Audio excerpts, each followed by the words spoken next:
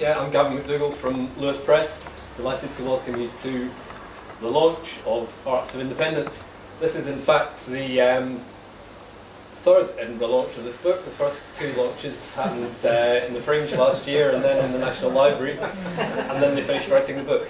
So here we have it at long last. Now 4 years ago, I think it was, Sandy and Alan collaborated on a book which became Arts of Resistance, which arose out of a series of lectures that they were invited to do in China, of all places, and then they were then subsequently invited to come and do a similar series of lectures in the National Galleries here in Edinburgh, and there was one in the audience who at the end came up to them and said, "You should turn that into a book," and lo and behold, a book appeared. Now this book arose out of an article Alan was invited to write for the Herald about a year ago or so about the cultural case for independence, and I suggested that that might make a good book, and lo and behold we now have the book.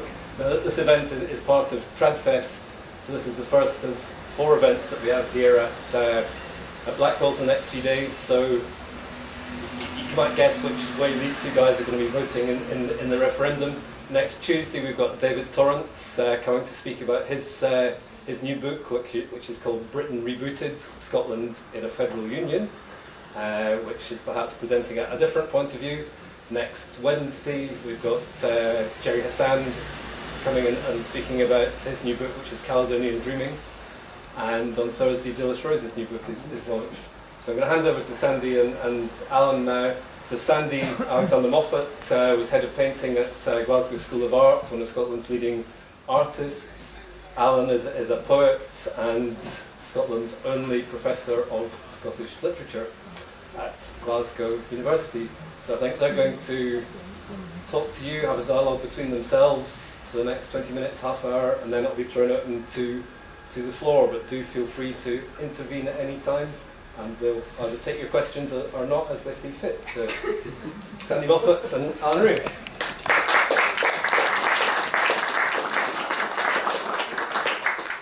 Well, good evening. Thank you for coming on this pretty awful, rainy, dreary evening. It says on the back of this new book of ours, there's only one argument for Scottish independence, the cultural argument. But instead of starting in Scotland, let's start in Catalonia. Reading yesterday on the train coming back from Newcastle, an essay by Colin Toyman, Art of Politics in Catalonia. He says that a decade ago, independence in Catalonia seemed fitful and often shrill. It's now moved into the very centre of Catalan political life, where it is likely to remain. The main ingredient in the creation of the independence movement is culture.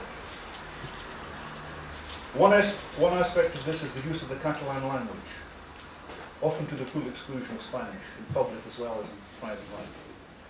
Another is the idea that Catalonia as a nation has a different identity from neighbouring Spain.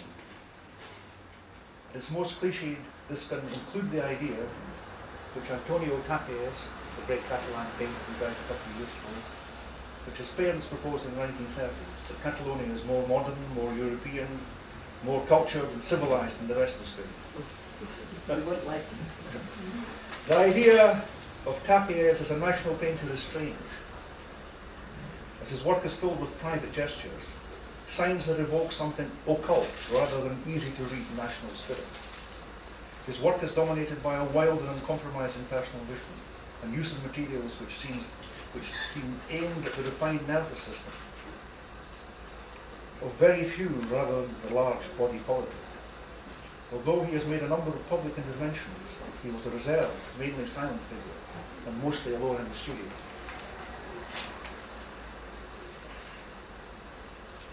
Now, over the last 20 years, the Barcelona City Council inaugurated 3 major museums: the Picasso Museum, the Miro Museum, and more recently, the Tapies Museum. And Toyman goes on, these 3 buildings in Barcelona dedicated to the work of artists seem at times more powerful, to have more political resonance than any government building in the city. since Catalonia is in the process of dreaming itself into independence from Spain, image, symbol, and shadow have as much force as economic independence or political blueprints. The idea that three significant artists, Picasso, Miro, and Tapies, lived in Barcelona, took a stand for democracy at certain key moments, and left a legacy of which Catalans can be proud, helps to establish the city as a capital. In fact, none of these artists compromised as they grew older, but instead they became wilder in their work. It's exciting, isn't it? Somehow or other, this work, in all its dreamlike privacy and its rigorous ways of withholding, has now seeped into the spirit of Catalonia and become a central impulse in what is political yearning. It is clear that without this work, or the work made by Miro, or the suggestion that Picasso became a painter under a Catalan sky, the movement towards independence in Catalonia would be missing an essential ingredient. Just as any nationalism depends on balancing what is strange and irrational with what is worldly and tangible, so what Tapies dreamed into being is mixed now, perhaps even balanced, with mere political aim. I like that, mere political aim. The shadows he conjured, which are in league with the clear light of day, in the next decade is likely to remain a powerful mixture. So he says culture has nothing to do with independence. Alan, you want me to pick up on that? You pick up on that. Can I stand up? Yes, If I'm able. With these rheumatic bones and the weather outside. Is that okay? Can you hear me at the back? Yeah. Tapies. Sandy we haven't rehearsed this. That's the first time I've heard of this in Catalonia. But it strikes me as it does, well, it sums it up in a sense. Sums it up. yes, it does somehow. I'll come back. What I'll do, I'll talk a little bit and then I'll read a couple of short extracts and try and put it together for you. The point about it, I'll tell you what, I'll start off with this. Here's a quotation from 1913. The arts give us a great percentage of the lasting and unassailable data regarding the nature of man, of immaterial man, of man considered as a thinking and sentient creature. The arts begin where the science of medicine leaves off, or rather they overlap that science. The borders of the two arts overcross. Now that's Ezra Pound in The Egoist, an essay called The Serious Artist in 1913. And today, of course, we will insist man and woman. But the essence of what Pound is saying is true. So the question is, as with medicine, how do we make best use of that data? One of the vaunted glories of post-war Britain is the National Health Service. Are we as sure of our provision of the arts? In England, in the 21st century, the NHS is being privatised, commercialised, sold off to the market economy. Scotland is trying to keep the egalitarian ideal of democratic health provision as a birthright. Isn't that just as important for the arts? So the question then becomes, at what point did that balance tip from seeing the value of the arts as humanly worthwhile to allowing them to be at the beck and call of commercial priorities, market forces, and the ethic of what sells is good? What struck me about what Sandy was saying about Tapies and the way that's been taken up in Catalonia is that here you have an artist who is esoteric, who is absolutely not jingoistic, flag-waving, nationalistic in the extreme and completely awful, repulsive sense, but an artist who is true to the work of his own art. It strikes me that there are a number of artists whose authenticity or whose authority in that sense could be identified, analysed. We talk about a number of them in the course of the book. But to understand that as a value in terms of the national self-esteem, or in terms of the human worth globally, internationally, throughout the world, of how human beings are, and how we endorse our own humanity, and how we talk to each other through that humanity as opposed to any other kind of isolated identity, how it takes part in that conversation, That is what the work of art does, no matter how esoteric or difficult or intellectually challenging it might be, as it might be in the case of Tapier's, or as it might be in the case of, for example, Stephen Campbell, as opposed to Edmund Landseer. When you think of images of Scotland, the whole carapace of cliches and caricatures that everybody internationally is so familiar with, and which in some ways is a benefit that can be put to good use, is also keeping us from that understanding of the value of the work of art, or any work of art, the work of any artist, man or woman, man and woman, in the difficult challenges that art proposes, because art is what endorses the humanity and explores the humanity far beyond. I mean, one of the things that I've mentioned at the beginning of the book, the Herald Manifesto, so-called, it started before the Herald. It started with a conference that, or a gathering that Sandy organised along with the artists Sam Ainsley and David Harding up in Ollico, Change in Scotland gathering, November 2012. Subsequently, the address that I gave there was turned into the essay that was published in the Herald, and then which formed the kind of manifesto of the book. And the sense of it really is, as Sandy said at the beginning, there is only one argument for Scottish independence, the cultural argument. It was there long before North Sea oil had been discovered, and it will be here long after the oil has run out. It's exactly that sense that Ezra Pound is getting at. It's the arts that give us the great percentage of lasting and unassailable data regarding the nature of being human, of immaterial humanity, as opposed to commercial, managerial, material humanity, of human beings considered as thinking and sentient creatures, thinking and sentient. The whole cliched rhetoric of the head versus the heart, which is such a familiar, tiresome notion in so much of the rhetoric that one has heard over a certain period of time, is fundamentally wrong, because the head and the heart work together. If they don't, you're in serious trouble. And if you don't talk about it in that way, and if you don't talk about it at all, and I mean some of these things are so comical. You know, there was an episode recently where my wife advised me not to talk about independence at a dinner party because somebody who was going to be with us in the party didn't want to talk about it at all. He got really upset. And I said, well, okay, I mean, I'll try and be polite, you know, I'm not going to force the issue or anything, but if it comes up in conversation, if you can't have a conversation, something's going wrong somewhere. There was another episode even more recently where I was at a dinner party, and two people from opposite sides of the camp, as it were, said, we're getting the loggerheads. And I thought, you know, this is, a friend I was with said, do you think we should separate them and change places? I said, no, I think it's probably good for them both to hear the other one speak, until it got to the point where the person on the other side said, if you vote for independence, we will take your banks away from you. So we intervened and said, let's change the basis here.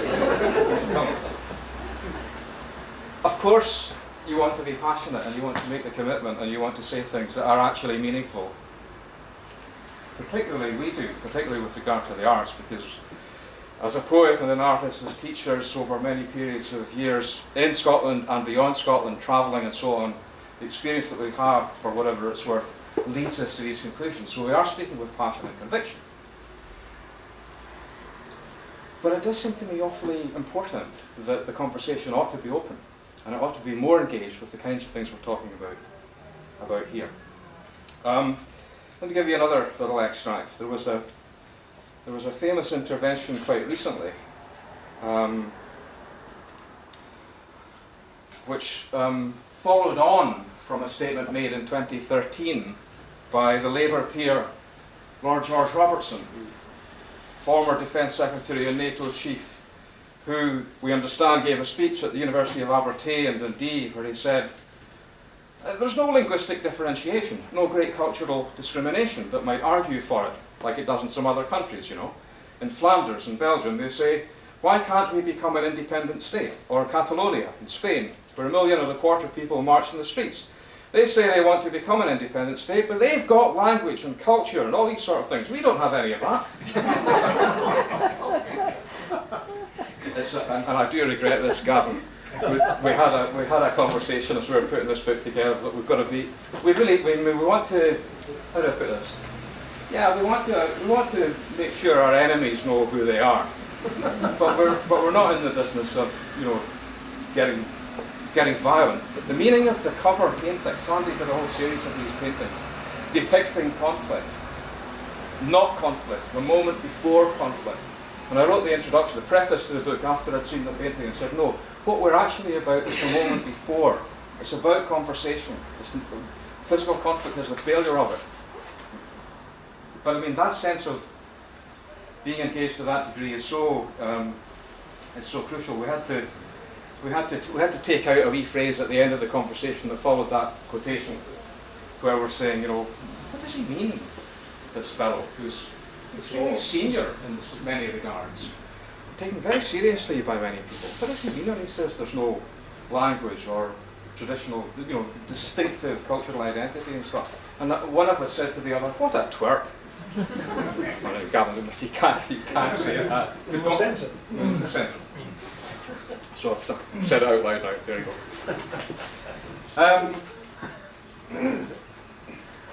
But surely it's symptomatic. Surely it's indicative of, if not misleading, then a kind of ignorance that has to be looked at with even greater suspicion. An ignorance, an indifference, a refusal to get into the knowledge of what the arts can do. And in our argument, literature is preeminent. That's not to say that the arts are in competition. And there's a fine distinction. When you say literature is preeminent, you think, oh, well, what, at the expense of painting or at the expense of music? Certainly not, it can't be. That's the competition mentality. We're not interested in that. We want composers, we want artists, we want sculptors, we want painters, we want poets.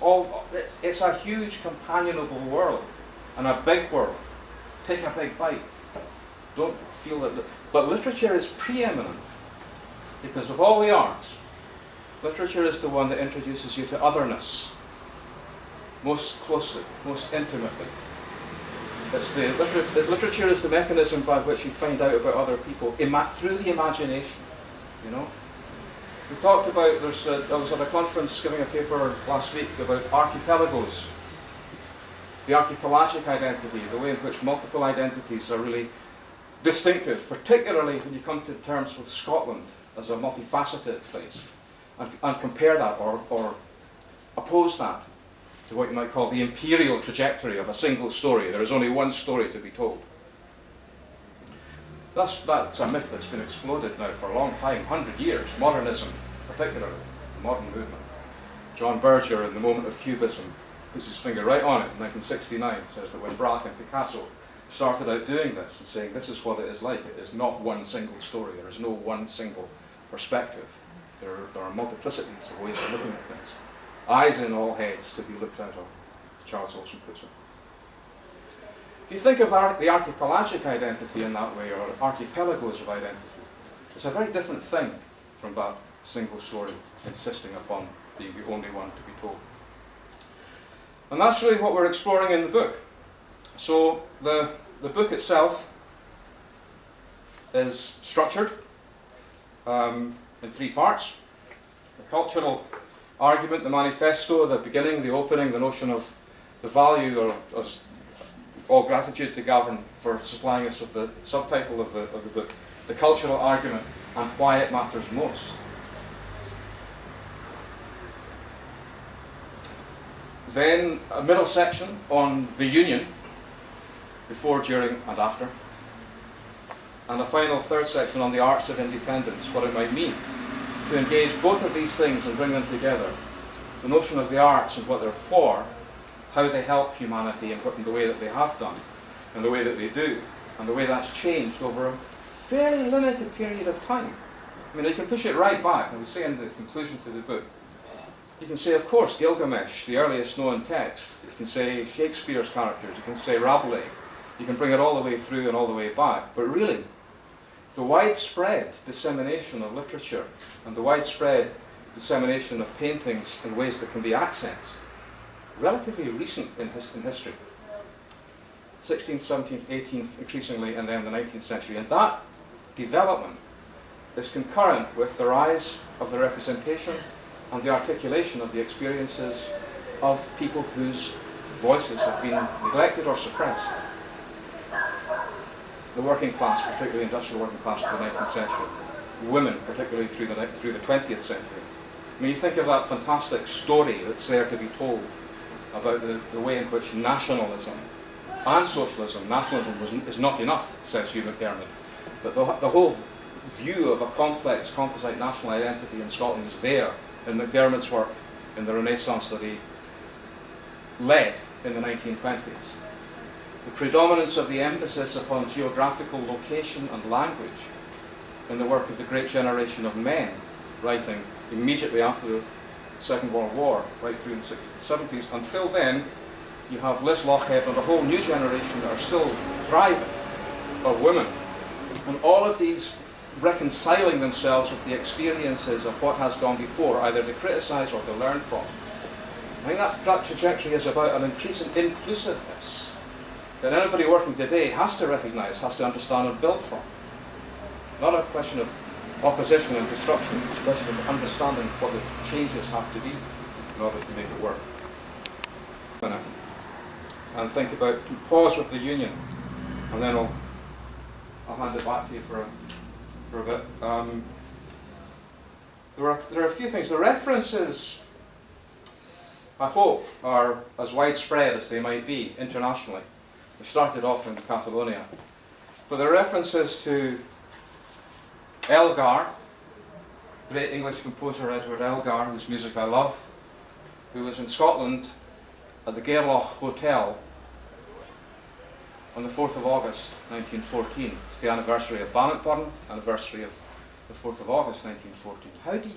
How do we think about these things in their complexity, in their full complexity? It's not a matter of polarising things. Elgar was there looking out when the 4th of August came, looking out over Loch Marie and out to the islands. And he saw the ships going out to bring the young men from the islands to go as soldiers to be killed and ride off on horseback, on horses.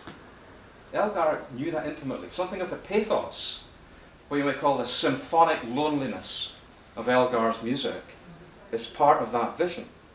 And that's not a polarity between Englishness and Scottishness. That's an understanding of humanity. Similarly, there's another reference to John Gay, The Beggar's Opera, 1728. And I just love this. I remember watching this on TV years, when I was a child, when I was a wee boy. And I found it on YouTube when I was doing this, putting it together. And it's Roger Daltrey, from The Who, singing this fantastic verse. I won't try and sing it, but you can get the meaning of it from, if you think of the whole... Give them a song.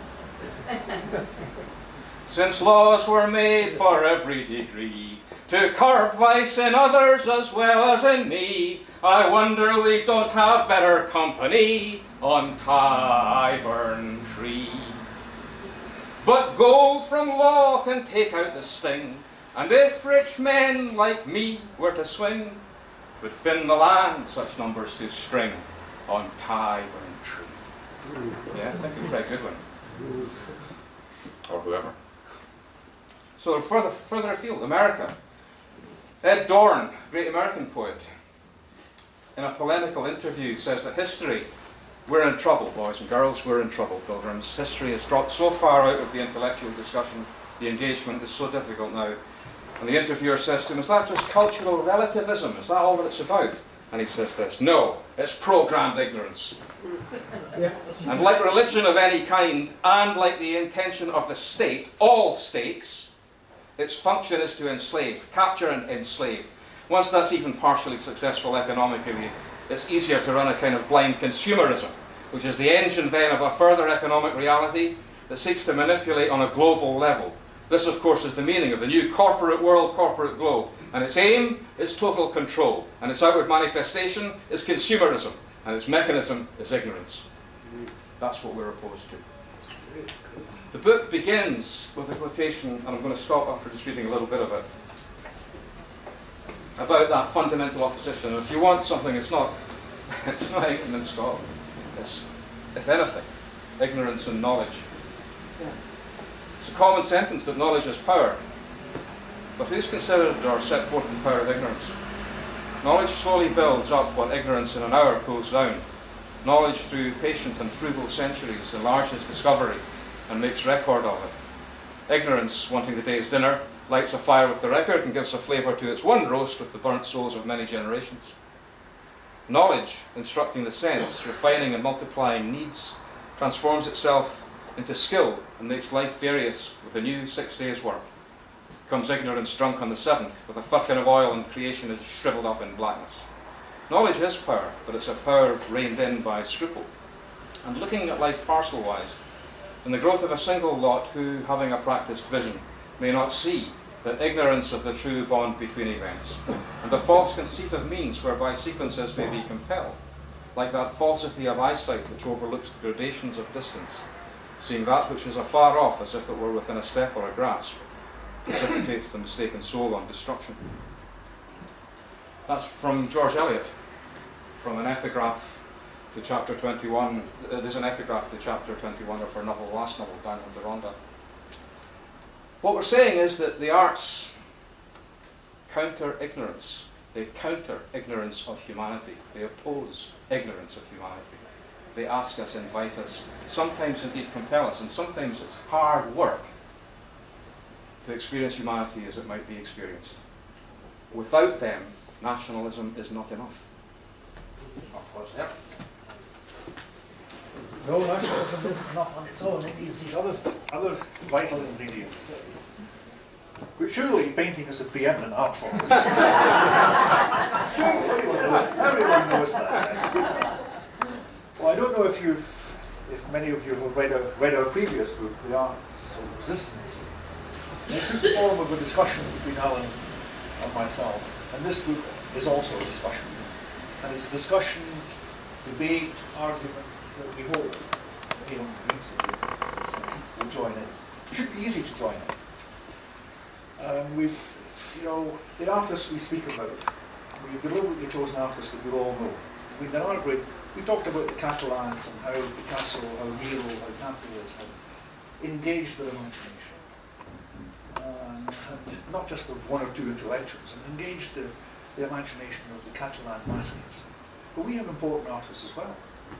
We're talking, we have a good discussion about William McNabb. We have a good discussion about Charles William McIntosh. We have a good discussion about J.D. Ferguson, Echo, Cadden, William Johnston, Willie Gibbs. Dozens of great thinkers. Why don't they have museums? Why don't they have dedicated museums? Why is there a Why don't we follow what we've done in Barcelona? We're discussing all of that too. It's all here. Yeah.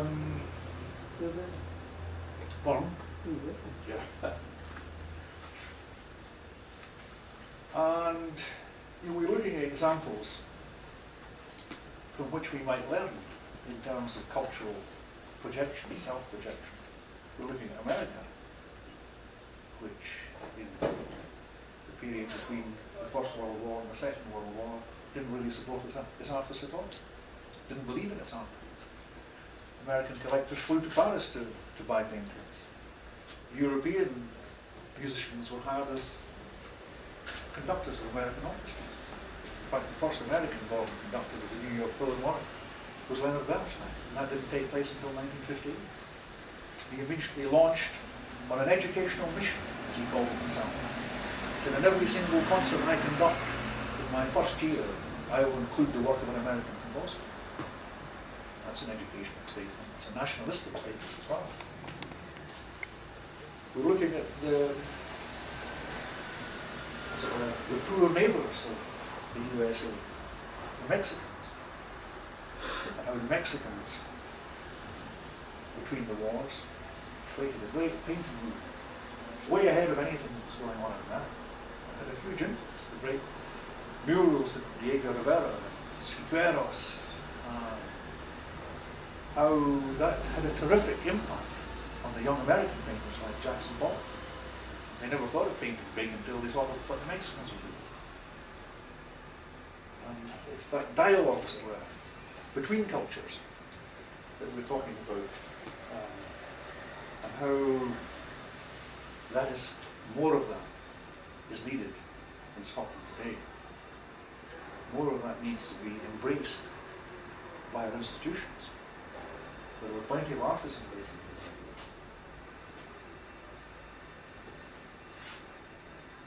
But the people that run things, are they embracing these ideas?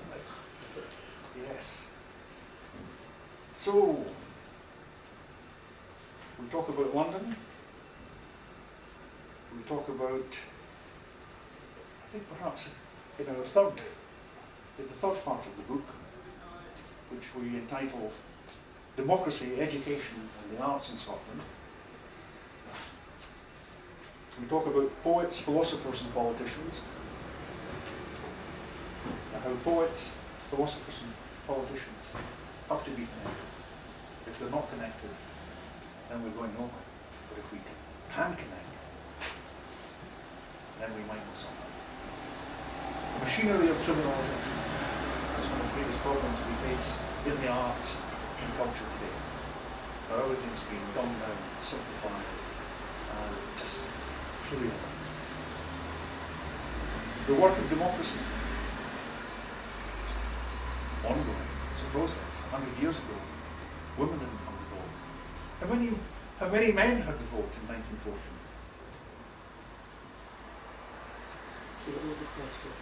40, 50% of the male population. That's not really being discussed as we address the centenary of the Great War. The work of democracy. Surely that's what Scottish independence is all about. We need to establish a proper democracy in Scotland, because we don't have it. We've been missing that for the last 800 years. In the absence of democracy, all sorts of people have moved in and told us what to do. People that shouldn't have been telling us what to do. It's held us back. The virtues of nationalism, very few people are discussing that at the moment. The origins of modernity. Well, again, we have to go back to Patrick Geddes, a forgotten man 20, 30 years ago. We had a lot of the main players in the modern movement.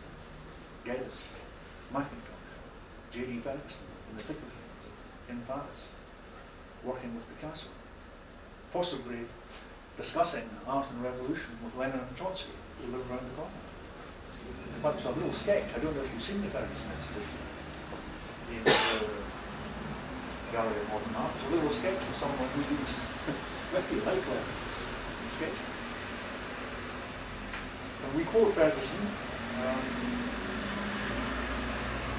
saying that when he was in Paris in those turbulent years, 1907 to 1914, there were revolutionary ideas, not just in art, but revolutionary ideas with regard to society, to transforming society.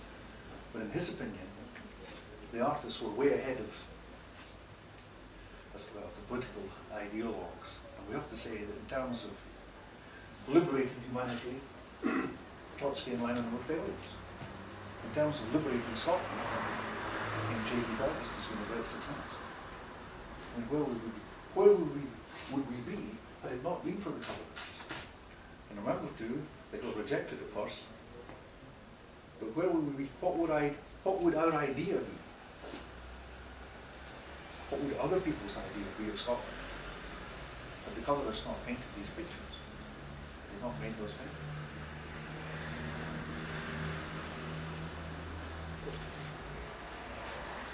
The history of the future.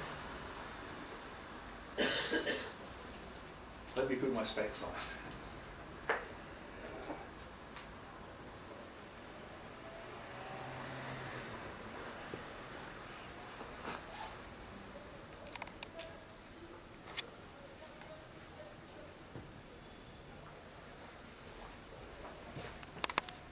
Was asked the following question.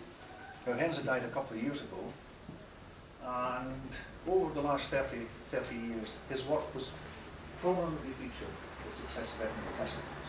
So we thought we could bring him in. He was asked the following question if you could project your vision to see how music could develop by, shall we say, 70 years from now, what would you like to see? Can you foresee the survival of the kind of culture, orchestras, opera houses and so on, you have lived in? What would you like to see change in the relationship of composers and audiences? This is what Henze said. Having worked with young people a lot for many years and having gained an insight into their aesthetic worlds, in their stupendous variety, I cannot be but highly optimistic. There is such quality, so much creativity and energy. From this I take the courage to foretell that the first half of the next century, that's the century we're now living in, the 21st century, will be blessed with beautiful new music of all sorts. This, more than anything else, will make it impossible for the authorities to shut down theatres and concert halls and send musicians on the road. Composers and their audiences will grow together with more and more conviction and love. Music has made enormous progress in the 20th century as an art of the soul, as social refinement, as something important for people, as important as the air we breathe. Perhaps an unusually optimistic answer from the left-leaning composer, and offered well before the events of 2008, when the western part of the capitalist world almost crashed and burned to the ground. Does it still stand up as a realistic assessment of the good of the arts? Can we be inspired by such thinking as we ponder the future of Scotland and the role culture might play in shaping that future? I'll let you have the final say. Okay. Well, just to stay with music for a moment, there are a couple of other references that we wanted to bring in. In case anybody is interested, we do talk about Alistair Gray a little bit, and his terrific essay in Unstated, and talk about exactly what is the most neglected part of that essay after it had been sensationalised. But I won't talk about that so much as the point that was taken up in the media when Alistair wrote that essay. And the musician, the composer I want to bring in to ask us to think about that point is the great English composer Vaughan Williams. Vaughan Williams says, when Stravinsky writes for the chorus, his mind must surely turn to his native Russia. Stravinsky's Les Notes and the Symphony of Psalms will remain fresh and alive because of that Russian depth of attachment. Vaughan Williams is scathing about the misguided thinker who described music as the universal language, when even the most universal musician, Johann Sebastian Bach, built up all his work on two great foundations: the organ music of his Teutonic predecessors and the popular hymn tunes of his own people. I am quite prepared for the objection that nationalism limits the scope of art, says Vaughan Williams. It's almost as if it's a prefiguring some of what Alistair would say. That what we want is the best from wherever it comes. I've heard that argument before. My objectors will probably quote Tennyson and tell me that we needs must love the highest when we see it, or Rossini, that they know only two kinds of music, good and bad. No, he insists. It's because Palestrina and Verdi are essentially Italian, and because Bach, Beethoven and Wagner are essentially German, that their message transcends their frontiers. Put that alongside the great Scottish television man, Stuart Hood, fine writer, terrific novelist, who wrote this about television, his professional medium which he worked for many years. What are the criteria needed for us to judge the quality of a country's television? One is the range and variety of programmes offered to the viewer. Another is the degree of freedom it enjoys to show and speak the truth. A third is its success in revealing a society to itself, on a primitive level by showing its citizens how they speak, behave, live, and on another higher level by revealing to them the mechanics of their society, how it functions politically, economically, and culturally. All three criteria are linked, for it is not possible to deal in the truth unless there is a sufficiently wide spectrum of programmes to include those which honestly explore the nature of society. Stuart Hood's writing that in 1970. It's the old story. We see ourselves in one way, but we see ourselves rather differently if we imagine how we look in the eyes of others. And that's, again, where the arts come back into full play. So let me draw to an end anyway, with another quotation, this time David Macrone. Scotland is not simply what you want it to mean. It's a complex theatre of memory. Remember I was talking about the archipelagic identity and archipelagos of identity, and the notion of the central state, which Dorn warned us about, the centralizing monotheistic idea.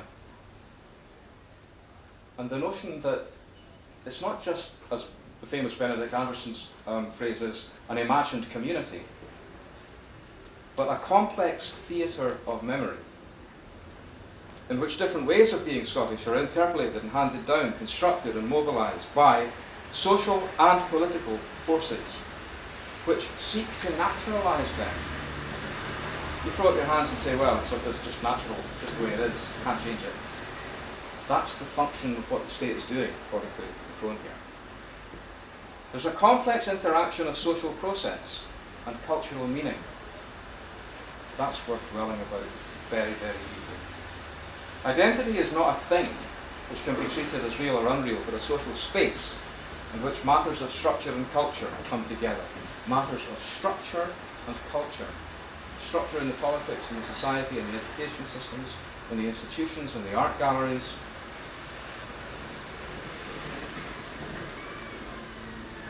Identity politics, then, what it means to be Scottish, becomes a sphere in which history, society, and culture interact. It's a debate about different versions of being Scottish, which seek to mobilise process and iconography. In other words, iconography is not enough, either is process on its own. So I'll leave the quotations behind now and just read the end of it, or do you want to say that for a bit? Read for The conclusion? Yeah. Yeah, okay. Just the conclusion. After the unions of 1603 and 1707, famously, the Scots were insistent that matters of church, law and education would retain their distinctive national character, yet what have they done to help Scotland to flourish? In the absence of politics, in the absence of a self-determining political culture, the potential significance of each of these vocational and professional areas of work and commitment are distorted, diminished, or exaggerated. Belief in the life of the spirit that made the clay grow tall, that inhabits and animates the very fabric of society, can so badly turn sectarian. Belief in the laws that help people to live by first principles and ultimate ideals can so badly close itself off from the partial, compromised, hesitant nature of folk as they are. Belief in the value of learning so badly turns to commitment to education made superior according to the economic rewards in the South, vouchsafed by a hierarchy of language and attitude disdainful of the local. Scotland needs politics because politics is what people do. People are the polity. Polis is this. Imagine for a moment if all the churches in Scotland declared their support of independence. Imagine if all the lawyers and judges in Scotland did the same. Imagine that all the principals of every university in Scotland, every head teacher and every teacher of English, history, art, music, every subject told us in an open public forum that they were in favour of an independent Scotland. In the event of these people failing to do that, we do not have to imagine the reality of the artists of Scotland, writers, composers, painters, filmmakers, high calibre people in every art form, who have demonstrated again and again for centuries the distinctive culture of the nation we call Scotland, and the character, diversities and depths of the people who live here. They are the outlaws. If it were not for such works as Wilkie's Pitlessie Fair, Mackintosh's Glasgow School of Art building, Peplo's Iona paintings, Ferguson's Les Yeux, McDermott's Drunk Man Looks at the Thistle, Sparks' The Prime of Miss Jean Brodie, Lochhead's Mary Queen of Scots Got Her Head Chopped Off, Erdley's Catterline paintings, Bunce's Tam O'Shanter, Dunbar's Dance of the Seven Deadly Sins, David Lindsay's Satire of the Free Estates, Duncan Ban McIntyre's Praise of Pendorn, and countless others. Scotland would be, if it were not for these things, Scotland would be no more than a geographical region to be exploited. There would be no argument for Scotland at all. There would be no value in arguing or fighting for an independent Scotland. But these works and artists are there. They exist. They can help us to live in our relation to Scotland, and they can help us to understand ourselves more comprehensively in the human universe we are given to inhabit. In their different fields there are surely equally great achievements in medicine, economy, science and biology. But none of these speak openly and give freely of their virtues as do the works of art. That's the crux of our argument, and that's why we endorse so strongly the value of an independent Scotland.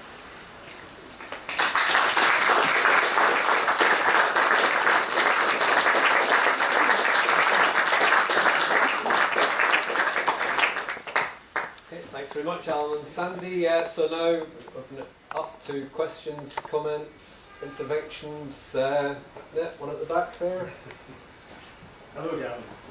Hugh Andrew, firm unionist of these parts. So I hope you don't mind if I'm slightly longer question. I run Berlin Limited, the publisher, and I've been publishing now for some 20 years, and I hope I'll publish Alan.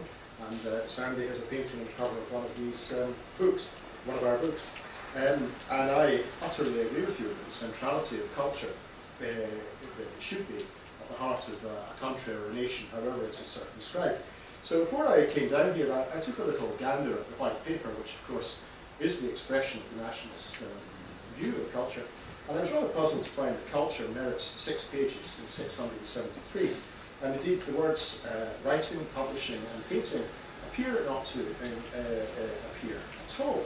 And I might suggest that perhaps that indicates that at the heart of nationalism, or nationalism as constructed here, there is a basic and fundamental philistinism, which is extremely problematic. And I should also say, as Gavin, you're a publisher, and you're a very fine publisher, of this book, also knows we have been conducting a war in publishing with the Scottish Government to get the concept of Scottishness and culture taken seriously.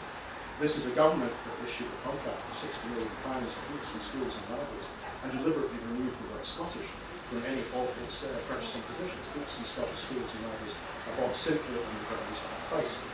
The other thing I would just like to also note is that the definition of Scottishness seems to be limited. You do make, obviously, there is a very strong independent streak in Scottish culture. Nobody's oppressed it, nobody's stopped it. I've been publishing for 20 years, nobody's prevented me from so doing.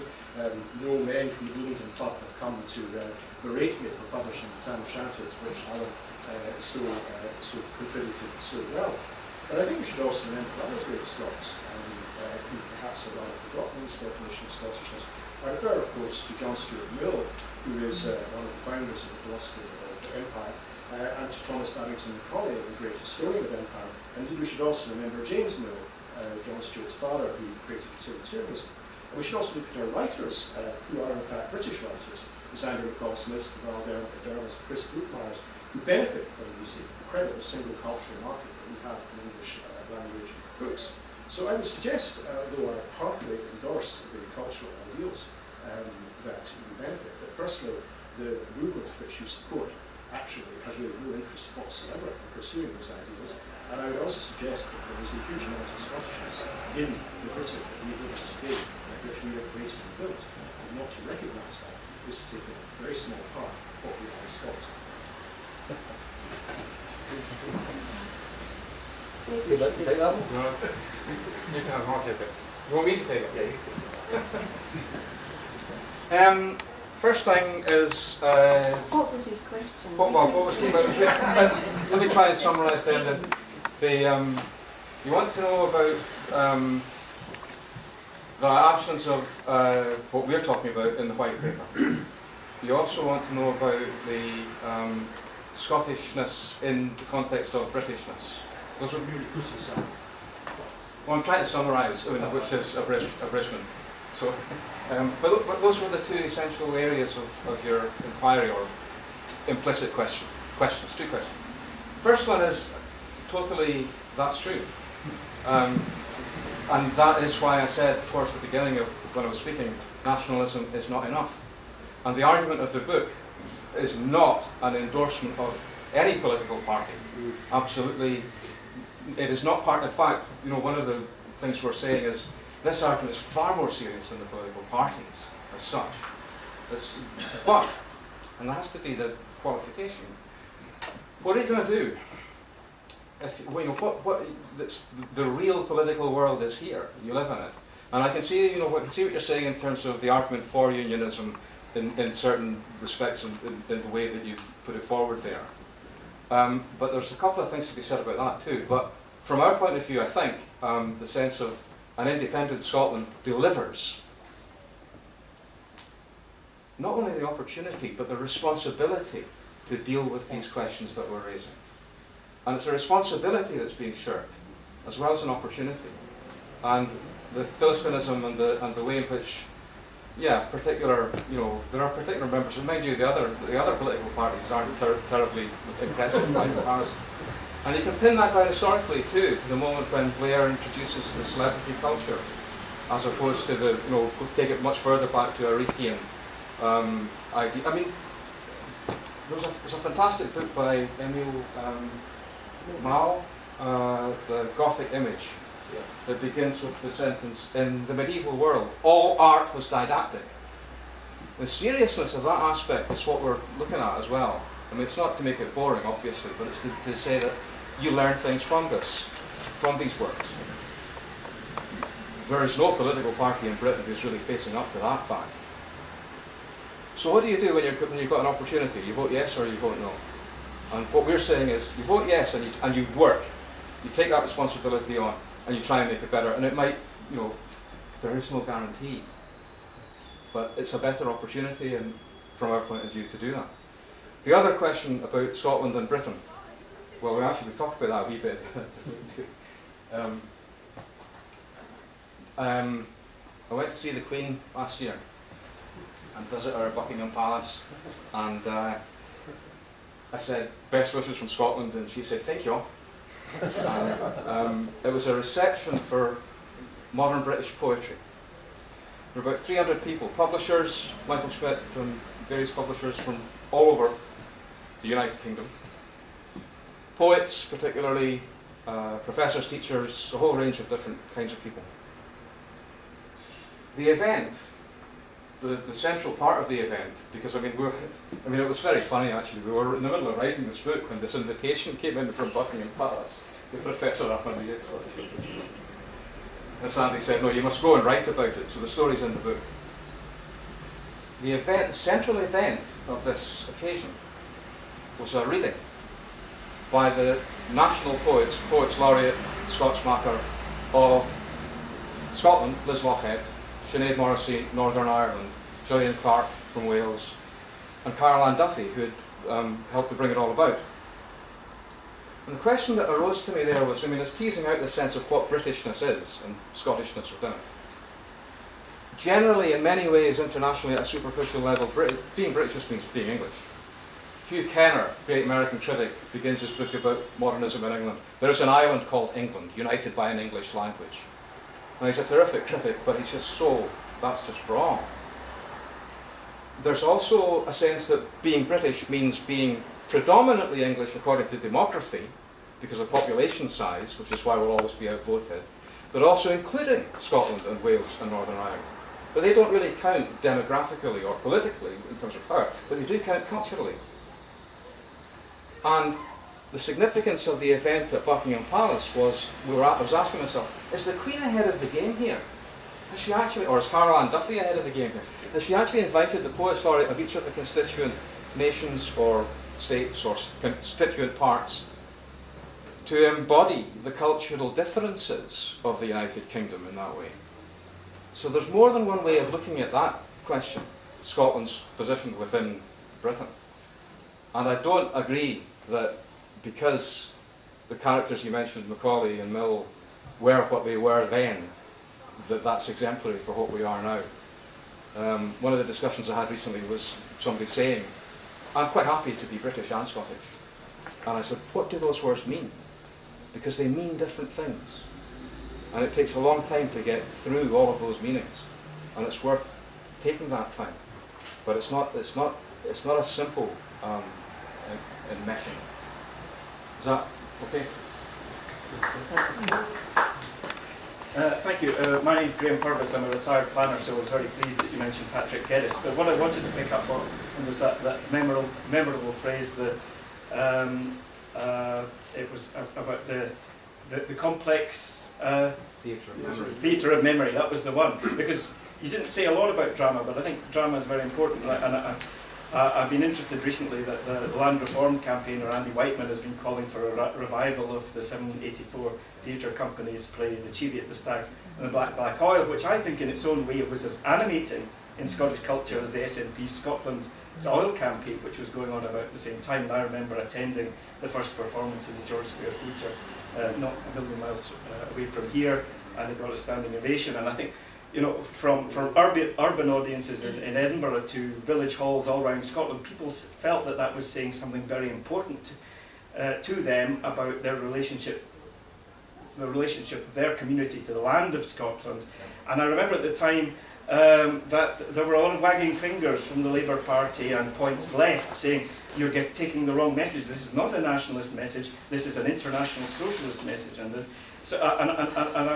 I wonder if you could explore why sections of the left in Scotland have so much difficulty with this, that somehow for Scotland and the Scottish people to determine their own future is an affront against internationalism. I'd be interested in what your views are about that. To that is it's not just the left in Scotland, it's the left that's you know, got the history of the Labour movement before it became the Labour Party. Before it became the Scottish Labour Party, and then the Independent Labour Party, and then the Labour Party. And the whole history of that, in terms of devolution or separatism or whatever, is all part of that complexity. It wasn't always the way it is now. The theatre, that phrase, the theatre of memory, is from David McCrone, but the sense of it seems to me to be absolutely crucial. In a way, and again, I guess, let me go back to Hugh's point. You could argue against this in a sense. What we're putting forward is the notion that the arts are a theatre, and that the theatre of memory is how they interact with each other and how people interact with each other, and that in itself is political. There's a very good book that came out just very recently by a man called Ian Brown, Professor Ian Brown, about Scottish theatre, in which he talks about the theatre tradition in Scotland as being one of continuity, as opposed to massive periods of disruption and so on. But what he's arguing is that the theatrical and the element of play and social engagement actually takes place in other arenas than the theatre, the proscenium arch or the building. And in many ways it's an argument that has certain liabilities, as in the National Theatre of Scotland, in the sense that the theatre without walls, many good things about that, also questions to be asked about. Whether, you know, the responsibility of that institution to look at the archive of Scottish plays, which they've still got to do to some extent, to a large extent. But the strength of it is that the theatre that you can identify in that way, the play, the engagement, is something that people do, naturally, anyway, if not naturally, then in particular institutions, through church, through education, through the law. You know, go to a court, everybody knows that it's a theatre except for the guy, whoever's in the witness box. You know, so that sense of, and in education, you know, when I'm lecturing, when I'm talking to students, it's part of getting people into that engagement. And I think that's what the Cheviot, the Stag and the Black Oil tuned into. Art is didactic in that way, but it's play, it's fun, you're enjoying it, and it's a caring. And that sense of it, taking it back out of the conventional bourgeois theatre spaces into places where people are confronted with their own stories and their own languages in a way that Stuart Hood identified in the extract I read about television, which it is not doing, then, you know, that's I guess, to sum it up, what I'm trying to say is the complexity of the history of the thing yields terrific opportunity to do better. Not just to do more, but to do better. And not only does that teach you more about good things, but it's also a lot more fun than endless, you know, EastEnders. Sandy, you better. Now give me another question. We've actually run out of time. Oh, We have, it's 25 minutes to 8, we close at 8. You need 25 minutes to meet these lovely people and sign their books. Well, we'll take more questions as we're signing books then. Yeah. You've got to buy a book if you want more questions. There, I like that arrangement. The till's just around the corner. Okay, well, thanks very much, and we'll be.